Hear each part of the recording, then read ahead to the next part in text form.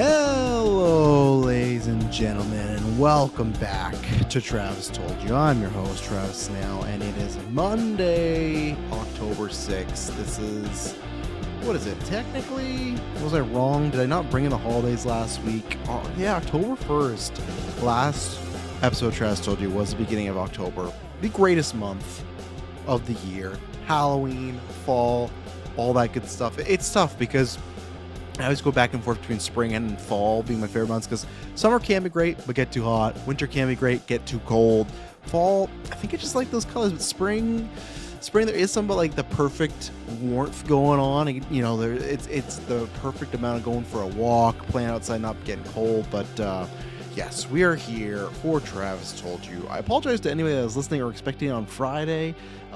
If people don't know how this usually works, is I, luckily work from home and it's a great job and whatnot, but the days that I do Monday and Wednesday are times where I take an hour break, do the show. Friday, a little hectic, so didn't have time, and I said, okay, I'm not going to record it live, and then just one thing led to another, and then I could not do it the whole weekend, so I apologize. My hope is to maybe do it kind of a bonus episode this week, even if it's just a topic one, but we will see how work goes, because for us, we got Canadian Thanksgiving coming up this weekend, so happy, soon to be Thanksgiving for all my Canadian listeners. So it gets a little hectic where I am. I work in the hospital industry, so the thing is, lots of jobs, including mine, do shut down for the holidays, so it gets pretty hectic around the time of any sort of holiday and whatnot. But we are here to do this and talk about a bunch of stuff. I'm gonna try and fit as much possible in this. Anything that I can't, I will boot to the next episode, or that's where maybe I'll do like a Monday and a Wednesday, and any stuff I've had to boot, maybe that'll be the bonus episode, because we got some Smash Machine. I'm going to review that. Give him anyone. I'm going to review Ed Gein Monster Ed Gein. I'm going to talk about this Batman news, which I was really disappointed because that came out Friday. And I was like, I really want to talk about this. And then I'm going to talk about some Patreon questions. So it's going to be a good time. So yeah, just an hour. If you have any questions, either if you're a patron, you can comment in chat or send a super chat, and then you're good to go. But yeah, let's do this for an hour. Everything you need to know is down below. Most importantly, now the extra link is up there. The shirts are going to go live this week. I'm taking this off. I usually wear a nice dress shirt for, Travis Told You, but wearing an Arkham Asylum shirt for what we're talking about today. But the links for Extra Life are down there now to either donate or see the schedule, so you can look at that. It's going to be a very fun time. And also now the unlocks are there. I think all of them. There might be a couple we might think of more, but there's some stuff that you can. Most stuff is when we get to our goal. We've had it set to 2,500. It will be stuff we do the day of, but there's other stuff that might be content down the line. Everything. So look out for that. Go check there. We will do official announcement probably closer to once we have all the stuff there, and then the shirts will come out this week. I know Taylor's probably mad at me for not having them up there, but just been very busy and whatnot, and we got lots of casts this week. So yeah, head over. Everything you need to know is up there, and you can get all that information. So let's see. Espo says, Dwayne talking about Smash Me in box off saying, well, you can't control it when he was trying to control it during Black Adam. Yeah, well, that's a different. He's luckily not trying to get to the point of controlling A24, right? That was at the time of talking about getting DC and James Gunn and all that stuff. So yeah, The Rock's an interesting individual, interesting guy. Very, very obviously seems like there's lots of ego there, but also the other times very kind of like inspirational guy. But then he's a character. I love The Rock. I love Rock in many ways as far as watching him. I love him as a wrestler, professional entertainer. I love him as like a business guy. But of course, there's some stuff that he does is just kind of funny, to say the least. But we'll talk about that in a second, because we'll leave the main topic. We are going to talk about the Smashing Machine. And hope everyone's having a good October, good Halloween coming up. I guess I should let people know that I am live here. Travis Told You is back. But so the rumors we're talking about today are, I will specify, some Two-Face. We are talking about Two-Face rumors. They are some C-tier rumors. So obviously take it with a grain of salt, but the reason I bring this up is because we always talk about Two-Face. I keep forgetting and slipping there. We always talk about C-tier rumors because you never know when they could become true or whatnot, or a variation of them. And even back in the day, I remember with the first rumors of Robert Pattinson playing Batman, they came from Boss Logic, because I remember the trajectory of, hang on one second. Oh, good back crack. Can I get one more? No, I can't. I can't do it in this chair. Hang on. Nothing. I feel like another crack, but the first one's good enough. The original rumor of Robert Pattinson came from Boss Logic. He's, if people don't know, I don't know if he's on X anymore. Like I said before, I go on X whether it's if I'm bored, like if I have to be like take a bus, that's where, or if there's any downtime. I'm not on as much, and that's where luckily because of Discord, whether it's the main one, wrestling, NFL, like that's the time, right? And that, honestly, it's the most time I'm on there is when wrestling's happening and maybe the occasional football stuff. So it's more that type of meme algorithm. My algorithm is just wrestling, um, NFL, not movie news because I follow that stuff, and then unfortunately like AI stuff. But because I think we've shared a couple memes, it thinks, oh, you must love AI, right? But I digress. Boss Logic, he's a guy that does lots of Photoshop. I think he does stuff for studios now and whatnot. So, anyways, he does lots of work with photography and Photoshop and all that good jazz, right? He had put out a concept art of Robert Pattinson as Batman, and he said, "Oh, I'm hearing some rumors. Don't know if they were true. If I had time, I'd pull up the tweet, but it is there." And I remember because it was like a slow news week. This was back in 2019, like before COVID, I think. And I remember I brought it up. There is a clip somewhere, and I think it's in one of our bloopers, and it did very well for us because this was like early days of obviously they were casting a new actor for Batman, and he flew it out there, and we talked about because C tier stuff and just the idea of what would that be like, right? Because I had never thought about that, and then when I heard it, it's like wow, and that's why it's like even with today this Two-Face casting, it's one of those where it's like interesting because Matt Reeves. I didn't mean to do the Matt Reeves interesting, but I think he has quite an eye for talent, and I think his takes are always different, right? But anyway, so that happened, and we talked about newscasts with me, Kirkland, Taylor. I remember Taylor was not really for it at all. Kirkland was iffy about it, but they had also not seen his other work like I had, right? And then it was like a couple months later where Variety was like, it's him, Holt, and I think there was somebody else. I still am going to do an episode at some point of like the people that almost played Batman or auditioned for Batman, because I think it's an interesting listen, an interesting conversation. And I was passing, when I saw that, I was like, this would be fantastic. You can go back, and I was with it the whole way. Luckily, that happened. And that's why I'm saying, because some of these rumors, you never know who's friends of who's talking with what, right? We don't have much right now. We just know that it might feature a villain that hasn't been done. I think I will specify with the concept hasn't been done on screen. So that could really literally be like, okay, it is Bane, but it's like comic accurate Bane, right? I think that's what Matt Reeves was saying. I'm not saying it's for sure not somebody that's never been on film. It could be that, but I think the way he said it, people took it a different way. There's rumors about Robin, but that's TBD, and he hasn't answered any of that.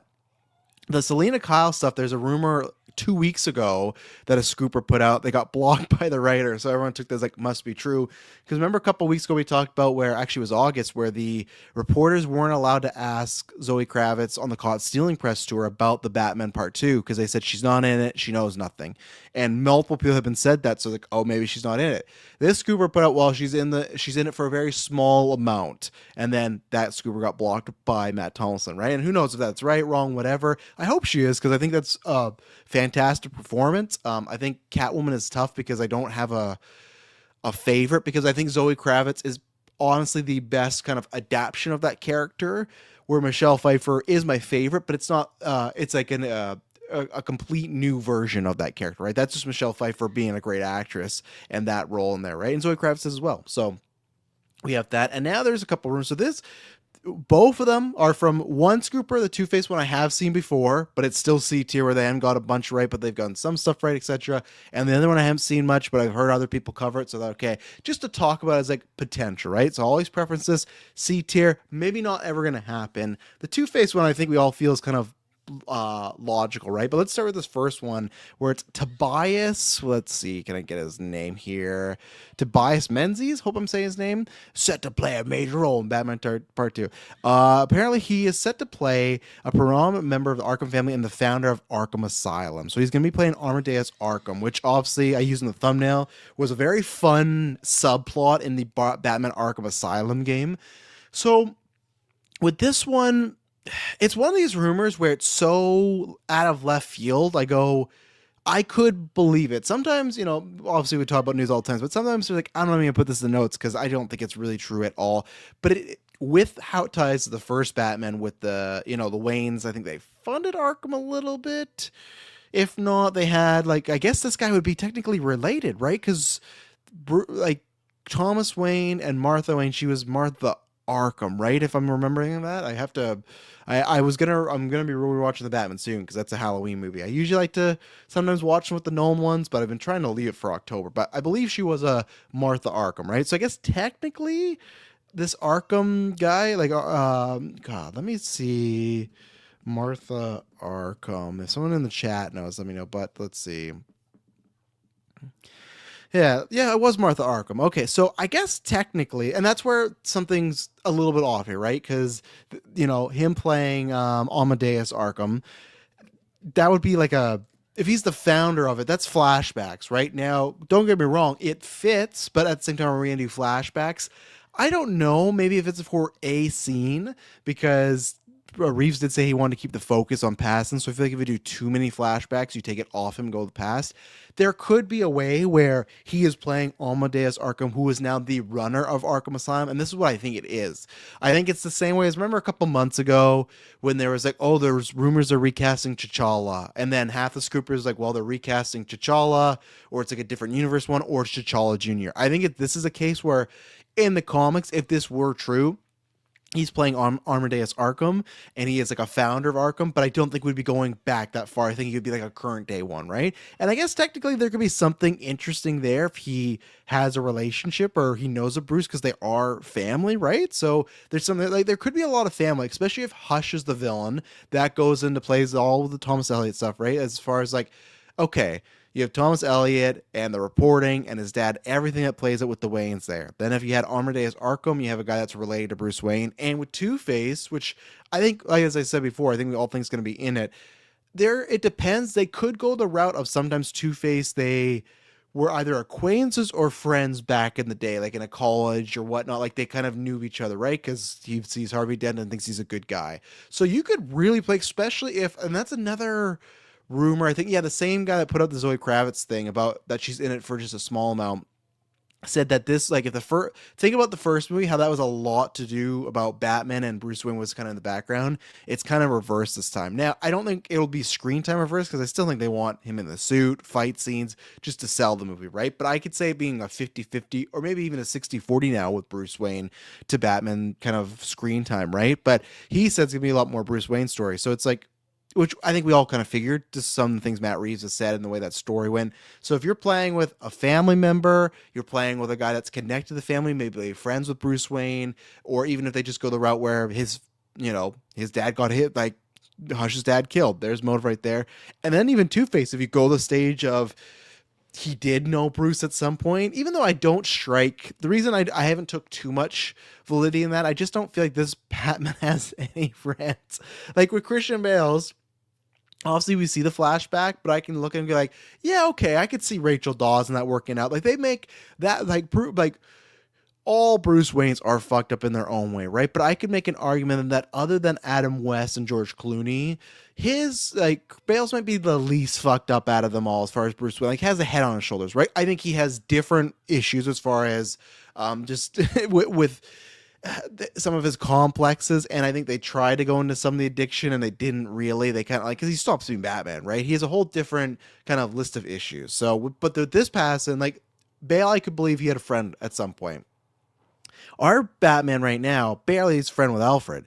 He didn't hate Alfred, but it seems like at times they don't like each other, right? So, and then and even Gordon, he has like a kind of tension filled relationship with him. So it's not like he's a friend. Even Zoe Kravitz, it's like an awkward thing. So the Two-Face thing, I don't buy, but I don't know if I buy them doing the friend route, but you could, right? You could tie a bunch of stuff to being Bruce Wayne.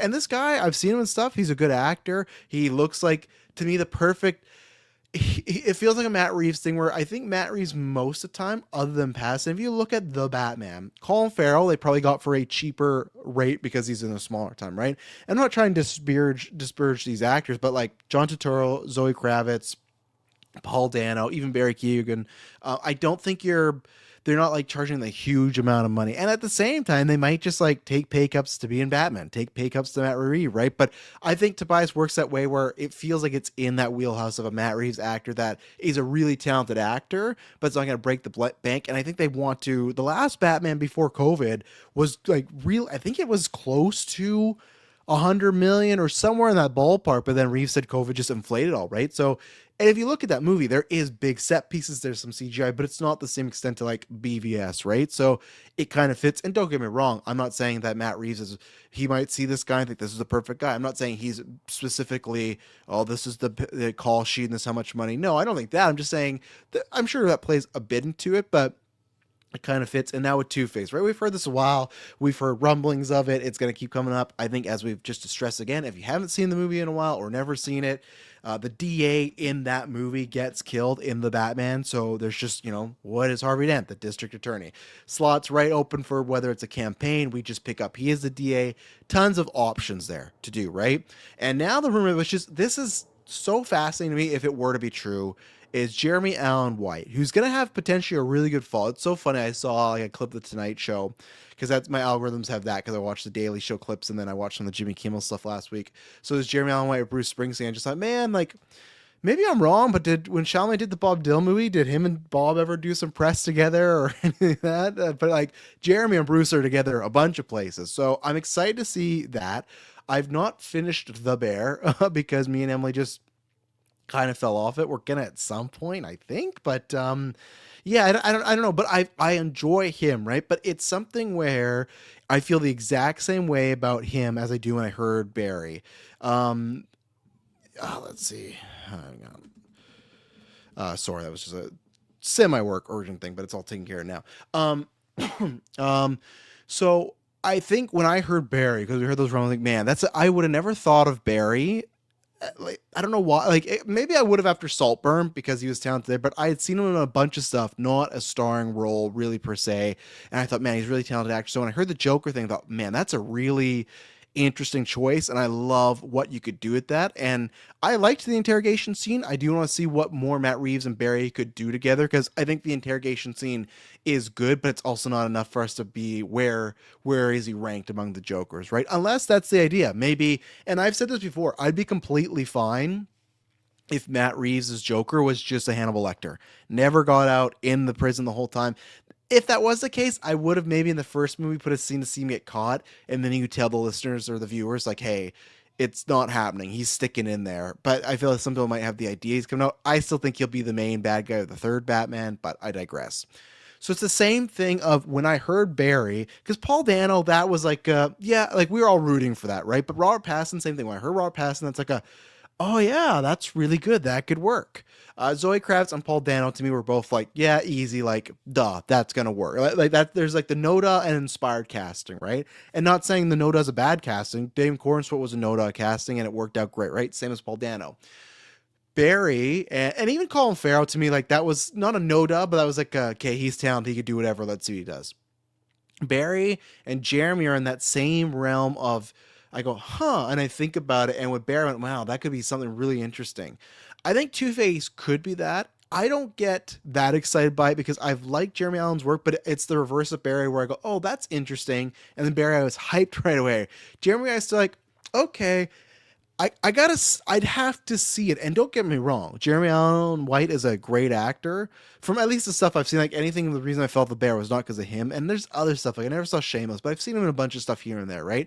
I think he's a very good actor. So to me, it's like, if he was the choice, then I go, okay, perfect. Because I feel like Matt Reeves has a vision. He's got the script.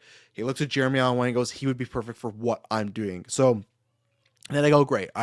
Reeves is a guy I trust. It's just off the hop. I go, all right, and it's almost like both sides, like the Harvey, and I guess again, all depends on the take of it, right? But like right away, when I think of his Harvey, okay, I don't necessarily see that, and then when I think of his, like his Two-Face, like other than him yelling the bear, I don't exactly see that. But again, that it doesn't matter because it's not. I think the only people that I would be not wanting to get cast are people that aren't great people, or people that I would say are not, the best actors, or like really not good for that role, where it's like, okay, let's say I've seen them play a variation of Two-Face and go, that really wasn't good. They didn't do this. They didn't do this. I haven't seen Jeremy Allen White do that. Right. And, always to bring him up, my recent obsession, great actor, Sam Reed. That's where it's like when I watched the Interview with the Vampire series and then watched Newsreader, it feels like completely two different actors. You would have not thought the Newsreader guy could have done what the vampire guy did. Maybe you could went the other way because the Newsreader isn't as like a big of a performance, but that's the thing because when they're great actors, I trust them, right? That's the same reason why I've talked about before Ben Affleck. Like when he was cast, like I'm like, yeah, I trust it. Like I don't think Ben Affleck is like an all-timer actor, but he's a good enough actor where if he's put in the right role, yeah, he can do something really good. And that's what I thought with Batman. I thought, yeah, no, he can do something there, right? So same thing. Jeremy Allen White, it's not like a name that I get hyped about, but I go, okay, let's see. And that's an interesting dynamic with those two. And who knows if he gets to be Two-Face, if it's just Harvey Dent. But I think Pat, and it's what I like though, if it is the case, it feels like a Matt Reeves choice. Even Paul Dano, to an extent, feels like that, right? Zoe Kravitz, I think not as much because it's just like she's becoming a bit more popular. She's a bit more in the mainstream. Like that felt like the safest. And don't get me wrong, I think out of the list of actresses other than Vanessa Kirby, I was like, she's perfect, right? I'm very happy when she was cast. I was very happy with the performance. So, and she's great. I've got to finish Caught Stealing. She's great in that. Like, and I really liked. Oh God, I'm forgetting what her directorial debut was. It's that Island movie, Channing Tatum and Adria Drona. Damn it! Oh, it's with the camera. It's like click. It's like it's not click. It's not the Adam Sandler one. Damn it! I'll get there at some point. But that was phenomenal. I loved that movie. I thought they went to some dark place. I think the third act was a little like lost me a little bit, so it didn't get the perfect 10, but I think I gave it like a 4.5 out of 5. So, but no, really enjoy everything there. And to me, Jeremy Allen White just feels like it feels like a Matt Reeves pick. So that's why to me, sometimes when I see these, when it's just like, oh, John David Washington, or even like myself, Joel Edgerton, it's like, yeah, like, and Joel Edgerton is my pick. That's my guy. I would love it. Just watched The Gift last week. I want that guy to direct again so bad. Like, where is he? He did a fucking banger with The Gift and a really good movie, The Boy Race, and he's directing beer commercials with Harrison Ford, So, but there's just something about it where it passes the smell test. Who knows if it happens? We'll see him in Springsteen. He'll be hot after that. I guess he's also playing Jabba the Hutt's son. So cool. And Mando. So we'll see. But, yeah, so Smash, we're going to talk about, actually, we'll do the Patreon questions first because I don't want to forget those because always, you guys send them in, so I appreciate them. With Smash Machine and Ed Gein, I'm going to not give any spoilers that aren't like very specific scenes, by the way, when we get them. It's going to be very broad strokes, and I don't think it's going to matter too much because they're both true stories. So it's like, maybe you don't know them, but I'm not going to give any massive, like, like, Smash Machine, like some of the negative reviews have said, you could probably A to B the plot, and Ed Gein is a Ryan Murphy production. You can kind of A and B some things of what you're gonna see. To me, it's just like the choices and what they do in between, right? But some Patreon questions last week. Let's see here. So Clay asked, okay, so it was kind of twofer because Maddie asked this and then Clay went on to it. He said, what are some new horror/spooky movies you plan on watching this October? By new, I just mean movies that will be a first-time watch regardless of the year. For himself, he's watching Bring Her Back, Weapons, Clown in the Cornfield, Hell of Summer, Screamboat, Peter Pan's Neverland Nightmare. Is that the Peter Pan's Neverland Nightmare? Is that the one that's in the Pooh-verse or whatever? It is, eh? Is that out? So I will definitely January, but is it out for streaming? I wonder. Okay, it is now. Okay. Yeah, that is in the Pooh-verse, right? They're in some of this. Yeah, Matt, if you haven't watched it, let me know because I think for After 9, I know we usually watch a Halloween movie, and I know there is the Bambi one, but I'd rather watch the Peter Pan one. The Bambi one I will watch, but I don't have much interest. But if you haven't, let me know. I know you said you really enjoyed Weapons. Did you letterbox? I meant to look if you did or not. You did. Okay, 4. Yeah, you're where I am. So, and Mike, I saw your 20 Days Later score, 3 out of 5. My God, but I understand. I read your review. I get that. But okay, 4. So, any on that list that I did? Oh, and then sorry, Clay said, yeah, that's a good question. Any classic horror or iconic stuff you haven't want to cross off the list? Wes Craven's People Under the Stairs is one I wanted to. It's so funny you've been saying that, or you said that, Clay, because I've been wanting to watch it for the past couple years. It's just like something recently I watched on Letterboxd. Maybe it's Bram Stoker's Dracula. I thought there was something else I watched. Cape Fear. I just rewatched that for in the longest time, like over a decade. But it's one that I've been waiting to be on a streaming service, and it was on Netflix. It felt like for a couple months and it disappeared. I rewatched that. But People Under Stairs is one where I can't find anywhere here on a streaming service that would be legally, which I prefer to watch it that way. So my hope is in the Halloween season is going to pop up somewhere. But I've only watched that once. I remember being very horrified of it. There's like I think there's lots of race stuff going on there. I remember there's this terrible scene with the mom and the daughters. Well, like it was a fucked up movie. Now it's one of these movies I don't want to go watch again because there's one where I watched a movie called Dead House. I think it was last year. It's that one where it's like a broken hand or it's like rotting. It's like ringing the doorbell. And I remember seeing this all the time, like this is a horrifying image. And then I watched it and I'm like, this isn't creepy at all. This is not what I thought about at all, right? So there's a couple movies. I've always said this is one movie with a girl and her husband, and they're staying at like a cottage, and there's like a guy that's like the yards keeper who lives in a house down the way, and like, you let me know if anything's happened because there's a killer on the loose. And there's this whole slow motion where he's talking about killing somebody, and it ends up he's the killer or something. I want to find it because Dead House I found, and there's another movie with Tim Daly where he's like sacrificed. A girl like sleeps with him, and she uses him as like sacrifice for the devil. This movie about these people camping or like a cottage, and the guy looks like Alec Baldwin, but it's not him. So I'm not sure if it's a Baldwin. I've looked, I can never find it. So that's one that I have to find one day. Yeah. So anything? Let's see. Bring Her Back. Yeah, Maddie, that one's a favorite of mine this year.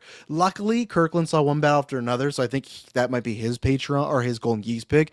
If I don't have anything else, Bring Her Back is definitely my Golden Geek pick as of right now. Clown and Cloverfield, we got a review there. You check out. It was all right. I was a little let down by it. I thought that the trailers were much better than the actual movie. So actual spooky movies, I know April said this in the Discord. My plan is maybe to watch it tomorrow. Maybe if not Wednesday, I want to this weekend, but ran out of time. Is VHS Halloween. And honestly, that goes in all of them where I think I saw one VHS, and I think it was one of the ones that was not a good one, or it had a bunch of segments I did not enjoy and did not continue it. I've heard nothing but good things about the Halloween one, and that's one where the trailers were top notch for the VHS Halloween. And I love like anthologies and small stories put together, Goosebumps, Trick or Treat, Are You Afraid Dark, all that type of stuff, like Creep Show. That's my bag. That's one of my favorite horror genres. So that's on the list for this week. But then, like, as a double answer to your question, Maddie, I think I'm going to go back and watch a lot of those because I know there's a couple of like, this is one of the most scariest stories. So, and I feel like maybe I saw it when I was younger and just didn't appreciate as much. And maybe too, it's much like first person shooters. I'm never the biggest found footage guy. I think I like it more so now, or I can appreciate more, where I think when I was younger, I just didn't really enjoy it at all, which a lot of VHS stuff is, right? So I think those I'm going to go back. Like the next couple weeks, him and Conjuring will be on VOD, so I'll watch those because I'm interested in those. If there's any iconic ones, let's see, iconic horror movies. I don't know, Clay, if there's anything I've missed. The only stuff I want to watch is stuff that's like really, really old, like stuff that I just saw one on my timeline. When was it? Because I follow this account that's like beautiful shots or whatnot. Like it looks like it's it's a Japanese movie. Let's see, Kawandian. I don't know. This is the poster right there. It's one of these where it's just like, what's the best looking horror movie? But that's from 1964. So I'm not trying to be like a horror. Oh, it's on your list too, Clay. I see you there. Wants to watch, like, I want to watch that. So I'm not trying to be a horror snob. I just feel like when I was younger, horror was my genre. So I just went through everything that was like the big hitters, right? But I'm trying to think if there's one that's like I haven't seen. Like Psycho, I've been thinking about giving a rewatch because of Ed Gein. There's some stuff there, but I'm trying to look through. I think there's a couple like zombie horror movies I'd like to, like some of the Return of the Living Dead, Nights of the Living Dead. I feel like I saw them on TV here or there, but nothing official like I remember really well. Same thing, a couple of monster flicks like the Draculas and everything. But like as I'm going through, like what was this? Men's Health. I don't know why I'm on Men's Health. It's the first thing that came up. 62 most iconic horror or the best horror movies of all time. And they're all just like Nightmare, Scream, Halloween, Lost Highway, Creature from Black Lagoon. Like that's one I could watch. Poltergeist, no. The Thing, no. Which I do want to rewatch though. But I'm just trying to find something new of these that I haven't. I actually never saw the original or the remake of Fright Night, so maybe that. I let the right one in. I've seen that a long time ago. The Fly, I started to watch. I want to get there. Yeah, there's not too much like Misery, Shining, Frankenstein, Nope, Texas Chainsaw, X. Like, yeah, there's just not much on these lists that I have not seen. Cloverfield one, I would like to rewatch because I haven't seen that in a long time. Yeah, Night of the Living Dead, like those are ones that I think I saw like on TV, but don't have like great memory. So I would maybe count those. Okay, here's one, and up to Taylor, I will get to it. Train to Busan. I've never actually done that. It's on my Netflix watch list. I want to, but I just haven't got around to it. So yeah, I think it's like a lot of those like foreign horror movies that are the ones that I want to watch because everything else I've seen or I just haven't. I haven't seen in a long time, but I have seen a variation of it. So there you go. But yeah, I'm excited. So, and then there's like Pumpkinhead coming out. There's a lot of like random Netflix horror movies that I've had on the list that I want to watch. And then for new stuff as well too, it's like we talked about After 9. There's a tons of like, yeah, there you go, April. Train to Busan is my favorite zombie horror movie, and I hear that all the time. Right? It's just like another one April brings up is When Evil Lurks. Like, I think those ones on Shudder, like those are lots of the Shudder ones I want to catch up on. I'm probably going to subscribe to whenever I get a chance to watch VHS Halloween because that's when I'll get that. But a lot of those movies, like Good Boy, when I can watch that. So, yeah, there's nothing that's the only thing, Clay, and same thing with the foreign films. I can't watch while I work because also I'm working and most of the time I'm watching background stuff. The only time I can watch is at late night when everyone's asleep. But the problem is most late nights I podcast, and because I'm so busy, then the other late nights I hang all damn late. And she doesn't want to watch like Kawanda. So that's the thing. That's always the hardest ones to watch. But yeah, and then Maddie, which we can go into, or sorry, Mike asked, what are your predictions for Tron Ares? Does it have projections yet? Before I bring it up, I'll guess, and then I'll see if I'm close. I feel like it's going to be in the 30 to 40 million range, but I feel like whatever the projection is, it might go down because reviews, oh, look at that too. I don't know when review bargo is. I felt like if they were very positive, it should be out there. They should be building this hype. Luckily, as I said, for myself, I got the 9 Inch Nails on, which I have enjoyed a lot so far. So I'm a winner already. My excitement, everyone check out on Patreon. We got the Tron and Tron Legacy retrospectives up there. Those were tons of fun to go back because those were a couple movies I hadn't really seen. Tron a long time and Legacy a bit of. So I'm going to say 30 to 40. If you were to hit me with the exact number, I'm going to be positive and say like 42. But I could see it being like a 39. Like, I don't know what the interest is for Tron, so it has to have like a good international run, has to have a good opening, because I don't know if the word of mouth is going to carry it to lots of good stuff. And plus, I kind of feel like it's a bad time, in my opinion, because the next couple weeks, which there will be reviews for all these, right? We got the Black Phone 2. We maybe got Guillermo del Toro's Frankenstein. We haven't got tickets. I'm not sure, April, if you're still in the chat. Have you got tickets for that yet? Because let me check my app here. We want to see in theaters, but our theaters have posted stuff for those like weeks, and I haven't seen anything. But of course, we got the fucking Avatar re-release, mystery movie night tonight. No, we got, luckily, Halloween is playing at the theater. I've never seen it at the theater, so that's the week of Halloween. I'm excited. But yeah, so no, I don't think we're getting the Guillermo del Toro and Frankenstein. I rarely get the Netflix ones I actually want to see in theater. But my point is with Tron, Black Phone 2, Shelby Oaks, and is there nothing Halloween coming out? And even like Welcome to Derry. Like, I know it's a show, but some people like, oh, I'll stay home and watch this. But like, first showing, is there nothing? What's the week of Halloween here? Week of Halloween. Okay, let's see.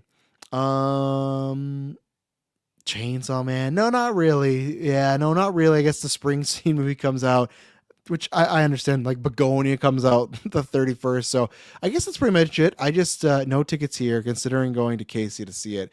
Yeah, for us, the only place, if we get tickets, would be somewhere 4 hours. And I can't make that drive right now in the middle of everything. So I hope you get it close to, I hope we all get in that's like sooner, because I remember like the Taylor Swift movie, which we'll talk about in box office, tickets didn't go on sale here till like 6 days before. So I'm hoping, but I just don't think Tron Ares screams Halloween. Tough thing is because it doesn't like it screams summer, but you can't put in the summer, so it would die there. Like to me, like I feel like you want to try and maybe go more springish, but I don't know. At the same point too, it's kind of like, do people care about a Tron movie? I don't know. I really didn't, at least until I saw the trailers. Right, I saw the trailers and went, okay, I'm in. But I just don't know if you're going to have that effect. It is. We talk about this on After Nine. I've been getting a lot. It's all over the NFL previewing, and I just like. I don't think the football crowd is it either. But let's see. I'll look up. So I'm going to say 42 million. Let's see Tron Ares tracking if it's out, because I've not seen anything if it is. Let's see here. And Jared Leto's not like a lead, right? So okay. I'll be more specific. Box office tracking. I don't even know if it's out. Let's see. Okay, so it's 20 minutes later. Let's see. Is make someone's a little biased here. Is Tron Ares is set to make a wealthy 35 to 45 million domestically. I don't know. Possibly biggest October opening this year. Yeah, like again, don't get me wrong. I'm not saying like I guess it's a good point, right? Like Shelby Oaks is not gonna beat it, and Black Phone might not because rated R. I just feel like those ones might have better repeat viewing though, or do better elsewhere. So, okay, so what? 35 to 45. That's kind of the ballpark. That kind of made sense to me. When is the embargo for this thing? Let's see here. Let's see. So the embargo is at 12:30 a.m. tonight, so it's at midnight tonight pretty much PST, and then review embargo is tomorrow at 9 a.m. PST. So what, 2 days before? Not the greatest, not the worst, but not the greatest. So we'll see. I just don't know what the word of mouth and what that tracking is going to continue after people see it. I don't know. I don't know how Tron's going to do. I hope it's a great movie, and then I hope it does well. You know, I want all movies to do well that are great, but we will see. But then speaking of that, this weekend, box office, the only thing I have to look up is what was the Eras tour, because this movie, this Last Showgirl, opened up for 46 million. Let's see, Eras tour movie opening weekend. I feel like the Eras tour had to do better, right? Whoa, yeah, 92, but that doesn't say anything, right? Because Eras tour had been going on for so long, that was at the point where people couldn't get tickets. Like, this is my only way to see it. Where this also too, because Emily was going to take the girls, but then she had a friend that took one of her dollars and just said they're kind of bored. Because it sounds like it was just kind of, all the reports I saw, unless you were like a diehard Swiftie, it felt like it was very like, this was all right, right? And then that's been, a big debate about the album. I liked the album enough. I am a Taylor Swift fan. I liked the more era, I always say like the Red 1989 Lover, like that 3 in a row right there. Great stuff. Rest of stuff, Torture Poets, there's some good stuff there. Midnight, there's some good stuff there, but it has felt like it's more for that core fan base, which is massive, right? And you should definitely play to that. Where this album, a bit more popular, which I did enjoy. There's some songs that I think are really good, but I think like the movie doing that well, 46 million, really good for the very short cycle. It's not like there's a bunch of hype like Eras tour built up and then it happened. So, and very smart of our team to keep doing this, right? Especially with this, who knows if there's going to be a concert, but I don't think it's the last time. And again, I'm interested. I hope that movie she's directing happens. I want to see it. I want to see what that'd be like, because I think she's good with some of that lower stuff or anything. I'm very much like, I enjoy Taylor Swift, but I think I'm very much like somewhere in the middle where there's, I think, tons of people that overhate on her and just like go so hard where I'm like, I don't understand the personal vendetta. But then there's the other side where like, I think because the success people contribute that also is like the, she's one of the greatest writers in the history. No. We're not, we're not going to go there. So I think she's very overhated by a lot of people. And then I don't want to say overrated, but I think, and I don't even know overhyped. It just feels like sometimes it's too much for what is there. Right. But I'm a big fan of music and her and all that stuff. And I think, very much like The Rock, very smart, business savvy. So speaking of The Rock, so now talk Smash Machine. I got 20 minutes. I'm going to try and do 10 minutes Smash Machine, 10 minutes on Ed Gein. Fast and Furious we'll talk about on Wednesday. I just love that they're like, yeah, the rumor is there's no movie happening, and there's multiple photos of Vin Diesel on set. It's like, what a mess over there, right? But we'll talk about that Wednesday or even Friday. So that finished it, I think it was like somewhere between 6 to 7 million. I don't know if we got like the final number. I guess so. I guess at one point this was tracking. I think it was tracking like 20 million, right? So that's not good in that sense. If that was a tracking number, that's like 14 to 13 million lower. That's not good. I'm not surprised here, right? And all I hope, because I've seen this shared sentiment otherwise, right? Where and I'll put my kind of review with the box office. Where, funny enough, the movie is not as good as his performance, which I think a lot of us could have worried. And I actually wasn't worried once I saw that trailer, like, oh, he fucking got it. But when you heard about the movie, you could have thought, oh, he's not going to live up to an A24 Benny Safdie movie. The movie's going to be great. The movie's going to be great, and he's going to be the weak point. He is the strongest point of the movie. And I echo the sentiments of, I hope he does not take this and go, oh, fuck this, not block. Like, I'm sure the guy with Terramana, with all those big movies, with Zoa, with the Rock brand, we talked about Last After Nine, good on him. Entrepreneur all over the place, right? I would have, and even wrestling.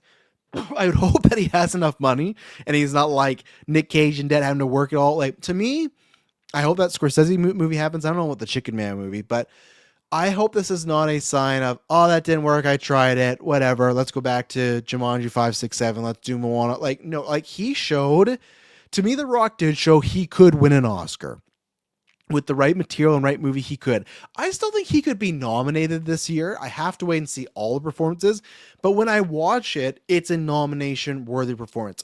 It's a movie that skews more to me. I gave it a Letterboxd a 4 out of 5, and it's like, to me, like an 8 out of 10. That's enjoyment. As an actual movie, I think it's more like in the 7 range. But I love movies that are, I've said this before, Drive, Shame, American Psycho, Tar, Promising Young Woman. I like, for the most part, and that's why I probably like the Batman so much, right? It's when it's solely focused on one character and their journey, and that just, there's something about where I varying degrees of good or bad of a bunch of movies that do that, right? But like, I enjoy the solo journey of, you start with them, you end with them. There's a few little side things going on with other characters, but most of the screen time is on them and you're going through it, and it's a great performance.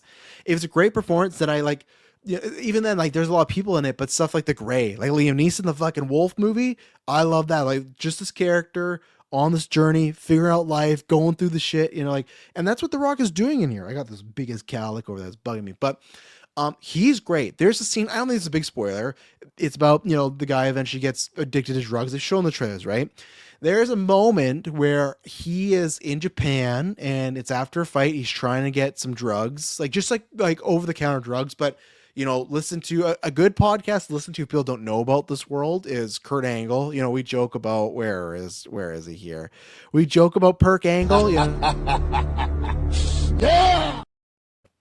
Oh, I went to have water. I have no idea where it is. We joke about that, but he, on the Joe Rogan podcast, which, like, not a big fan of Rogan, but he is a good, I've really stopped listening to him now, other than the occasional person that goes on.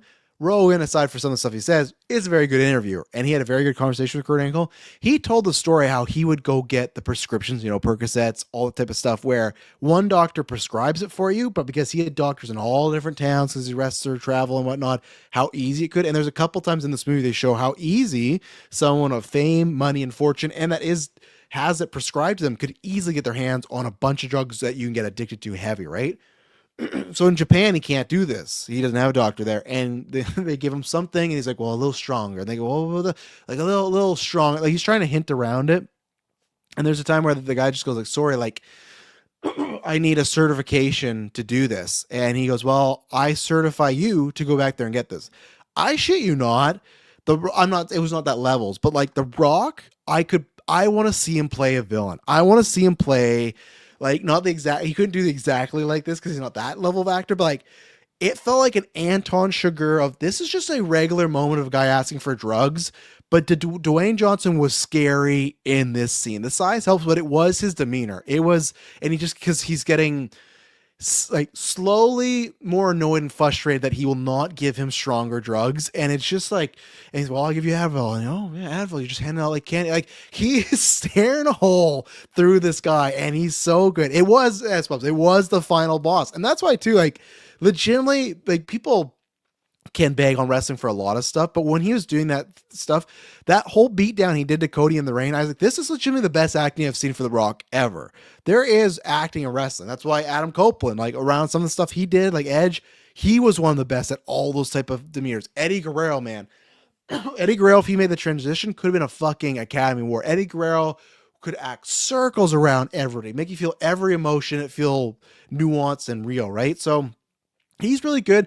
I think the only critique I'd have for him is sometimes his accent or the voice he's doing goes a little bit in and out. Sometimes he sounds just like Dwayne The Rock Johnson. The other times it sounds like Mark Kerr. And when he's doing Mark Kerr, it's like that helped a lot because I don't see The Rock. Because there's times where they do the prosthetics, but you still see him. But so I think the movie overall is a good movie. I like the visually wise, like the fights. Yeah, I don't think there's anything special there, but the visuals of the movie, how it kind of seems like a bit of a throwback to there's some grain going on and some, it just feels like a movie of an older age. I like that aesthetic going on. I would love to do that with our movies, but we don't have the fucking money to do that. So I appreciate everyone that does support GV Studios through Patreon and whatnot, because what we do is the best we can do right now, and hopefully in the future, win some festivals that get us some money and everything. But like, I love the film grain, old look, like that 70 millimeter type of stuff. We can't get there, right? I don't even think this was shot in 70 millimeter, but they're trying to like kind of mask it, phantom that, right? So visually, I like the movie. Pacing is fine up until like the third act. I think the third act is kind of messy because they kind of have a story with another character that doesn't feel earned. It feels like that character need more screen time. Definitely feels like this movie need to be longer. It feels like the relationship, the charisma him and Blunt have is very good. The relationship they're just trying to say, and I'll say in non-spoiler ways, that it's like a toxic environment. I don't think on either side, because they're trying to show that both of them are not the best for each other, right? I think on either side, it doesn't get there. I think acting wise is fine, but there is a lot of just like something happens and then they do a lot of yelling, right? And Emily Blunt at times is playing that meme of the boxer's wife, right? Of you seen the look at her. And I think every problem I have with Emily Blunt in this movie is purely down to writing or maybe even directing. And I will say from Good Times to Uncut Gems, which I love. Uncut Gems is masterpiece type of film in my opinion. This is definitely his weakest work, and we'll have to see with the other Safdie when he does Marty Supreme with Chalamet, right? Oh, excuse me. I should have muted the mic. Terrible podcaster. But for me, it'd be like perfectly fine, and be like Emily Blunt would say one thing he does, and then the fight is all about that. But the way they make the fight is like it's supposed to be building up to that, and it's I think sometimes a case of tell don't show.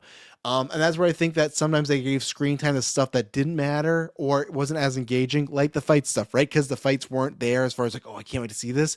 When there's a lot of that going on, or a lot of the training, it's like, oh, I want to get back to the character stuff. And then it felt like a little underdeveloped. So that's the thing where I feel like some of the side relationships, especially the romantic one, was a little underdeveloped. It got a little rinse and repeat, especially the third act. It feels like a lot of the kind of similar stuff we're doing here, we've done already. And it's just no variation of it, right? So, but good acting by them both. Emily Blunt's great in it as well too. Like her and The Rock have a good back and forth. So yeah, I would recommend if you want to see The Rock do a great performance, I recommend that. I think if you like the fighting game and UFC and Pride, there is enough in there for you to enjoy it. I don't think it's like an all-timer or anything, but there's enough there. I did see April, your review where it felt a little bit boring, and I could understand because I won't say there's ever times where I was bored, but there's definitely times where I was all right, just less engaged. I just would unengage and check the clock and go, okay, how much is left? And go, okay, that's fine. But I was never like, oh, this is awful. But I just, especially I think near the third act, it did lose its way a little bit. I think the first act is the strongest part of the movie. And yeah, I think Rock is very good, emotional, scary at times. And I hope he keeps it up. He get nominated and we have to see, right? Because like, I think so like the projections would be, we think Chalamet's getting a nomination. We think maybe Leo might get a nomination. So that's already 3. There's going to be a bunch of other dark horses that come out throughout the seasons that we don't even predict. Right. So, Daniel Day, which is another movie that I will see eventually. I don't think I'll see in theaters. Just, I haven't looked interested other than Daniel Day. I'll see because of him, but I have really no interest in the movie right now. It sounds like the movie is similar to this, where the movie is good, but not great like his performance. Right. So we'll see. My God, frog on the throat, and I have no idea where my water is. It's just disappeared. Monster Ed Gein will end the show here. So, yeah, this is a Netflix show. Obviously, I did not know they're doing a 4th season with Lizzie Borden, so that's exciting because I don't know too much about that. Rumor is Charlie Hunnam's supposed to be back, but I'll talk about this show because we got only 11 minutes left. So, People don't know, there is a review on the feed somewhere. I'm a big fan of the Jeffrey Dahmer one. I think Mike asked us a couple weeks ago, like, what is Ryan Murphy's best thing? And I could make an argument that I probably think it's Dahmer Monster. I think that was, and I understood there's a whole portion of that review you can go into, and I'll talk about a little bit here, but I understand people that don't like these and think it is glorifying killers. I think the Dahmer one did its best not to do that. I think they showed some of the negativities of that, where I think this show lacks that. But I understand. I'm never gonna look at somebody and be like, no, it doesn't. It's like, no, I understand. If that's how you feel, if it feels it goes overwhelm, I'm not gonna fight people in that. I can just disengage with most of that stuff. You know, I've always said I think the only one that I'd have a problem with if anyone ever makes a movie or a whatnot or series on like Benoit, like Chris Benoit the wrestler. Don't know if I could watch that because that was like a childhood trauma of like, hey, one of your favorite wrestlers and heroes murdered himself and his family, and I still can't watch his matches. So I get it. There's stuff that people might feel too close to home or just too serious, right? And I get it with this, right? I think this one's a little less so you hear because with Dahmer, there's a lot of people that are still alive that were affected by him, right? Or Ed Gein, a lot older, less so, right? So this show, so I love Dahmer. The Menendez brother was fine. I think there was some good episodes and then some meh episodes. I think it ended up being just okay. Other than Javier Bardem was phenomenal in that show. He was really good. And that's what I'll start with the positives, where I feel that Charlie Hunnam is really good in here. I think only any issues I have with him are some direction or writing where they kind of make the character unnecessarily funny, and not in a dark humor like they did with Donner, like in a way where it feels like a parody at times. It feels like Simple Jack or Zoolander because the voice he's doing, which I understand he got tapes, he tried to mimic that. I think it's just some of the situations they put him in, it could come off as kind of funny, which is not good. But his performance really good. This guy has evolved so much since the first few seasons of Sons of Anarchy. I'm a fan of Charlie Hunnam. I kind of hate for his career, like Pacific Rim, Rebel Moon, and now this. Like, it's just because this hasn't been reviewed the greatest, and I am definitely in that camp. Yeah, it's tough. I don't even know if I have like a final score, right? Like, I feel like the overall here's where I am. Like, I think the highest I could go on this is like a 6 out of 10, and the lowest would be like a 4.9. Like, I could fail this. So right now I would only pass it to give a 6 for Charlie's performance. And I think visually, another pro I wasn't going to mention, I forgot about. Visually, very good looking show, very well shot show. Just like the trailers, there's some visuals where it's like stunning. Took their time, but kind of like some other stuff where it's style over substance. I learned this after the fact, and then double learned this after the fact, where I was like, oh, is Ryan Murphy even just doing the pilot? Where Ryan Murphy did a lot of Dahmer. He didn't do much of this. He just produced, and I can't remember the guy's name, but he's like the main showrunner of this and wrote most of the episodes. And then Mike kind of laid out some history, which is funny because like I've watched a lot of Ryan Murphy stuff. I just guess I don't look into it as much. So kudos to Mike for giving this information, where a lot of this guy's stuff is the guy that's doing it this season is, oh, it's Ryan Murphy kind of done with something and then hands it off. And that's what it feels like. It feels like lesser Ryan Murphy, which again, Ryan Murphy is an acquired taste. If you say you don't like Ryan Murphy stuff, absolutely understand. I get it, right? It's not the same, but it's like we're Clay and Mike, and then I chimed in a little bit. We're talking about Wes Anderson. It's like for me, it's like well-made stuff. I'm just kind of done with his stuff right now, right? It just doesn't intrigue me. So and people say all the time about like Tarantino, right? So it's like I understand for his work here, but for me, who does like his work, you can tell Ryan Murphy versus like left over reheated Ryan Murphy, and that's what the show. So Hunnam, great, very good performance, very stoic, very. Especially near the end, there's some breakdown stuff he does very well, but even the stuff where he has to play the docile, like the gentle monster, he said, very good. Visuals, very good. I think acting overall is pretty. I'll say acting with the main characters is pretty good. I think there's some questionable side characters or one episode characters that I go, I don't know about this. Feels a little too over the top. I think, and this also doubles into my negatives, is that I think there's a lot of good concepts here, but again, they don't fully dive into them, so that almost leans a negative. But I will say too, where a positive is, I feel lots of times a show like Dahmer where people say, oh, this guy's fucking crazy, right? But the show from his perspective shows how he's not crazy. And I think a lot of movies and shows when it's someone that's crazy, you're dealing with, okay, we show the monster, but it's kind of like a layered, like, oh, this is why they do, or why they think they do it. And they kind of make the argument of, oh, was he a all there person that we think is crazy because he did these bad things, or was he actually crazy? And maybe a show doesn't pick a lane; it kind of does both. Where I think with Dahmer did pick a lane, but it showed like, oh, why people could insinuate he's crazy, and some why he had some mental incapacities, but how he got there. This show I think does a good job of Ed Gein, which there's tons of history of showing that like he doesn't even remember killing a lot of these people. I think the show is like a good, unreliable narrative. You feel many episodes you're watching a crazy fucking person. You don't like, and that's a good thing. I think it does sometimes hurt the show with other things going on. It's paced very odd. The pacing is definitely negative, but the show makes you feel uneasy. It makes you feel like you are not to have your hand on the driver's seat or the driver's seat handle, whatever. I don't know. I don't drive a car. It's all over the map in some good ways, and I think that's a good thing. Where it does feel there's so many times where I feel like, oh, this character's crazy, they're out of their mind, or even if they're just sick, it doesn't really feel like that. It feels like it's justified to be a normal person acting wise. They're like, oh, by the way, you're sick and you suffer from X, Y, and Z. So I think they did that right. This is minor spoilers. So if you've not seen the show, I think it's a good prep. But if you've not seen the show, I think, I don't think it will bug you too much. But they have 4 different plot elements here. And I understand what they're going for. And I didn't know they were going to do this literally in the trailer when it was like, oh, with Texas Chainsaw, with Psycho, with Inspired Silence of the Lambs. They literally do this in the show where there are multiple scenes. The Psycho one's the most, where they cast someone, I can't remember his name. Oh, it's Tom Hollander as Alfred Hitchcock, and they cast like some guy as Osgood, or not Osgood Perkins as his son, Anthony Perkins. There's a whole episode about like the making of Psycho and how like Anthony Perkins was cast because Hitchcock thought he was a gay man, and then he's like, does that make me a monster? There's concepts and plot lines with that Texas Chainsaw Massacre, with Silence of the Lambs, and with the Nazi stuff that inspired Ed Gein that I get what they're going for.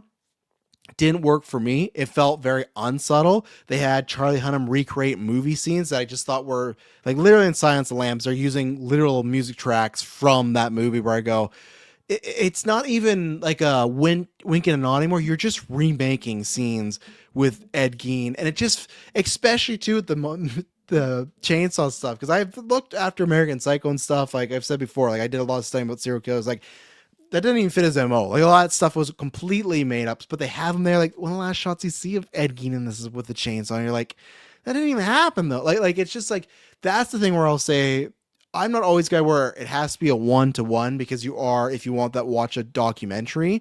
But there's tons of stuff that is, and stuff I had to re-look up or find out for the new time that is just completely made up, and it does feel not earnest. Where the Donner stuff stuck pretty close. There are some insinuations, but this is like insinuating a lot of stuff that we don't know happened or likely didn't happen, which I think is a negative. But yeah, this concept of a whole episode about Anthony Perkins and his struggles, I don't dislike the struggles. I understand the point of some of that, but I think it takes away from the show and it throws out the pacing all the time. So there's multiple times the show where none of our characters in this, and it's in a completely different era.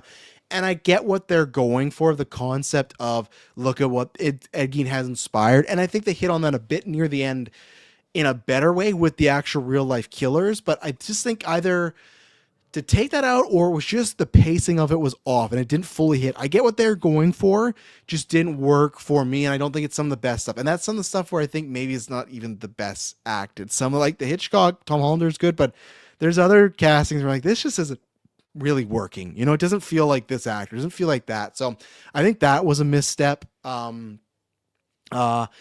think they probably could have, short. That's a tough. No, I don't think they should have shortened it. They should have made it longer and took out that stuff, because there's 2 concepts that they touch upon that they didn't get into.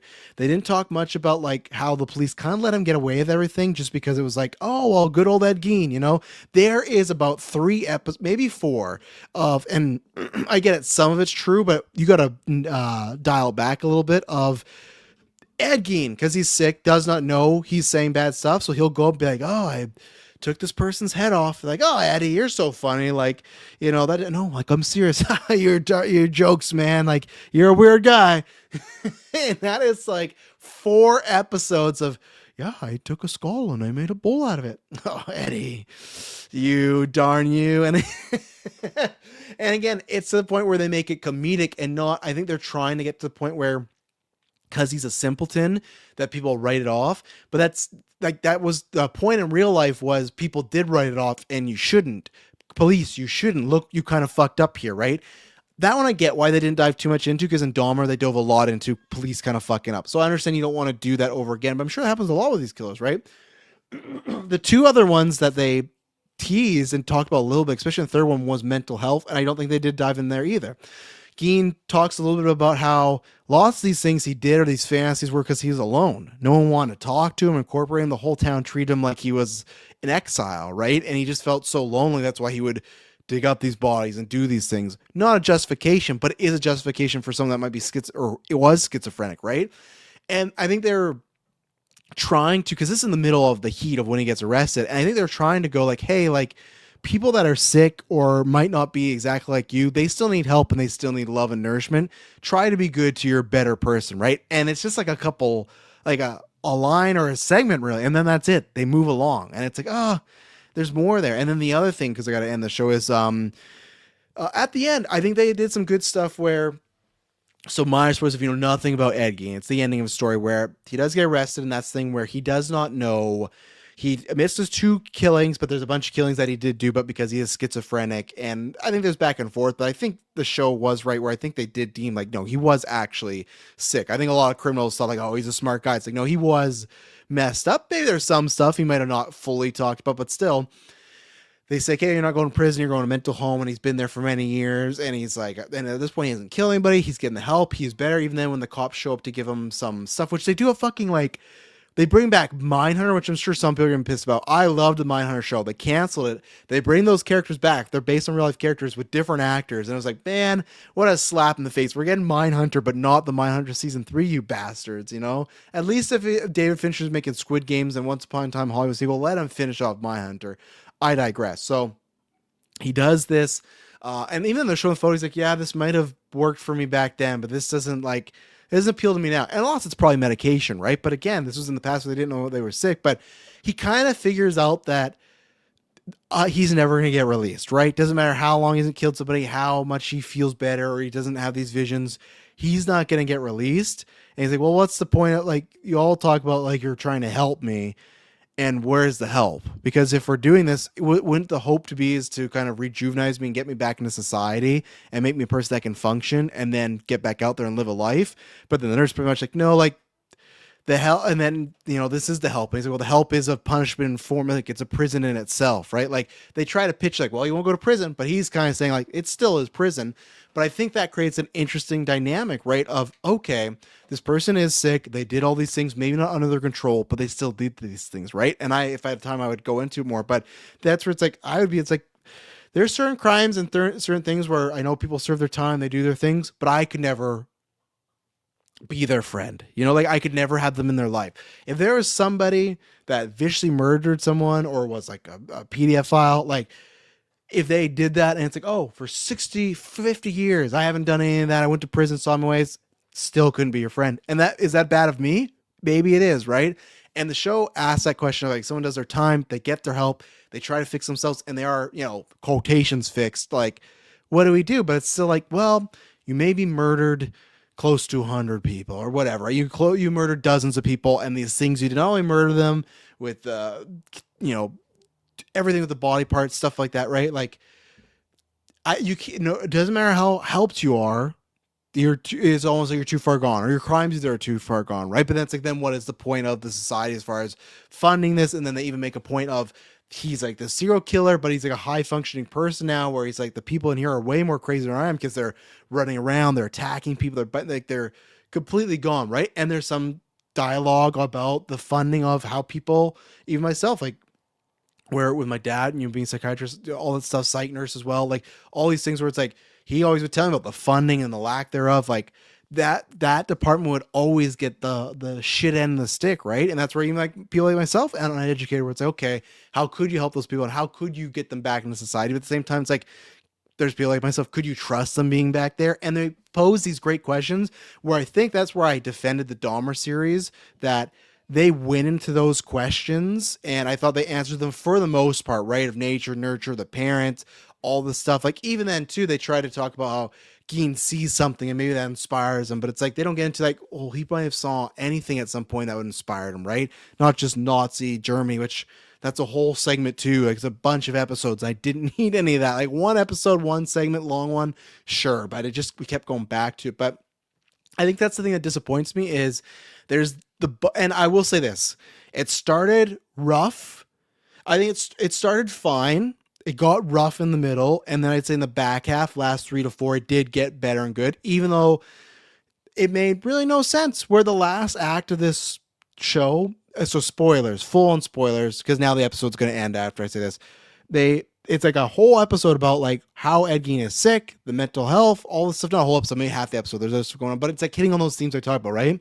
But then the end is like they are, which I liked, is it's a bunch of people destroying his grave, saying, "Oh, we're gonna shit on his mother's grave." I'm not saying you need to do that, but the point is like, fuck this guy, he killed a bunch of people, he doesn't deserve a grave, right?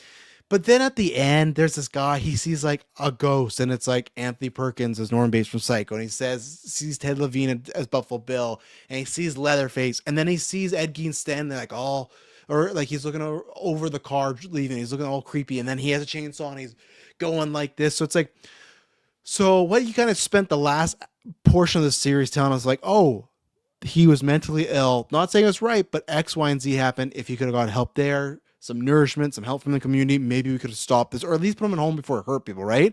But then it felt like the last 15 minutes is like, nah, he's a fucking movie monster. And maybe it's the point of like, look at how and maybe that's what they're going for. I think they're trying to go for a look at these people, and this is what we've made him, because the scene after that is the scene with him and his mother.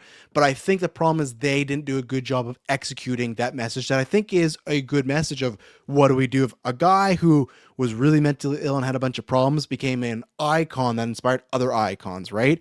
And I think there's a way to break that down, but I don't think they did it well. And man, there is like a musical sequence in the last 15 minutes that just was also not good. Like there's some not good stuff in here. So I'm going to be generous and give it a 6. It's kind of like the Smashing Machine, where I think I could say, hey, as enjoyment, it's an 8. A critical, it's probably 7. I think enjoyment, I got a 6. Charlie Hunnam has a lot to do with that in his performance. For like a critical, it could be a 5 or a fail. I could make a case for that, because obviously there's some stuff that is there that's good that I talked about, but other stuff that is not. But yes, ladies and gentlemen, that is it. That is your Travis Told You 4, went a little over, for Monday, October 6th. We'll be back on Wednesday talking about Fast Furious, some other stuff, and I promise you it'll not be boring.